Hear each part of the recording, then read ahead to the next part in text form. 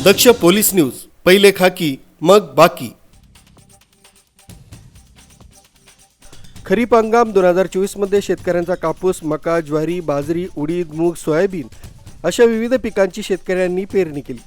परंतु जून महिन्यापासून सततचा पाऊस म्हणजेच अतिवृष्टी, अशा अतिवृष्टीनं सप्टेंबर अखेरपर्यंत रिपरिप पावसानं कापूस, ज्वारी, मका, सोयाबीन, उडीद, मूग या पिकांची नासधूस केली। परिणामी कापूस या पिकाच्या कैऱ्या सडून दुर्गंधीयुक्त उग्रवास येऊन परिणामी बोंडअळीचा प्रादुर्भाव होऊन शेतकऱ्यांच्या पिकाला जणू काही वरुण राजाची नजर लागली। शेतकऱ्यांनी पाहिलेलं हिरवं स्वप्न डोळ्यासमोर चकनाचूर होऊन शेतकरी हतबल झालाय। अशा सततच्या पावसानं शेतकऱ्यांचं चांगलंच कंबरडं मोडलंय।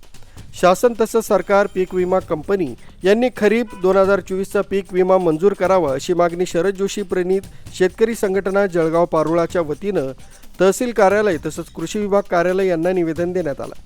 शेतकऱ्यांच्या मागण्या: कापूस बोलगाड 1 व बोलगाड 2 हे वाण बोंडअळीला प्रतिकार करत नसल्यानं पुढील उच्च तंत्रज्ञान म्हणजे जीएम कापसामध्ये वापरावं। पंतप्रधान सन्मान निधीचे बरेचसे लाभार्थी तहसील तसंच कृषी आवारात चक्रा मारतात। त्यांचा प्रश्न निकाली काढून त्वरित त्यांना न्याय द्यावा। मागील वर्षाचा कापूस, सोयाबीन उर्वरित शेतकरी अनुदान लवकरात लवकर लाभार्थ्यांना देण्यात यावं।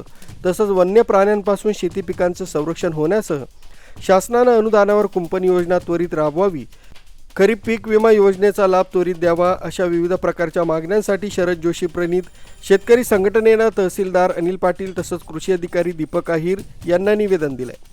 यावेळी शेतकरी संघटनेचे जिल्हाध्यक्ष किशोर पाटील, तालुकाध्यक्ष प्राध्यापक बिकनराव पाटील, संघटक गुलाब पाटील, भाऊसाहेब पाटील, गुलाब वाघ, कौतिक चौधरी, निलेश देशमुख, किरण पाटील, सुरेश पाटील, कलश शिंपी, मच्छिंद्र पाटील, गोरख पाटील, विकास पाटील, कृष्णकांत पाटील, ज्ञानेश्वर पाटील, योगराज पाटील, रामभाऊ पाटील, नारायण पाटील, संजय केदार, अनिल पाटील, जगदीश पाटील यासह तालुक्यातील बरेचसे शेतकरी निवेदन देण्यासाठी उपस्थित होते। बापूसाहेब वाडिले, दक्ष पोलीस न्यूज, पारोळा।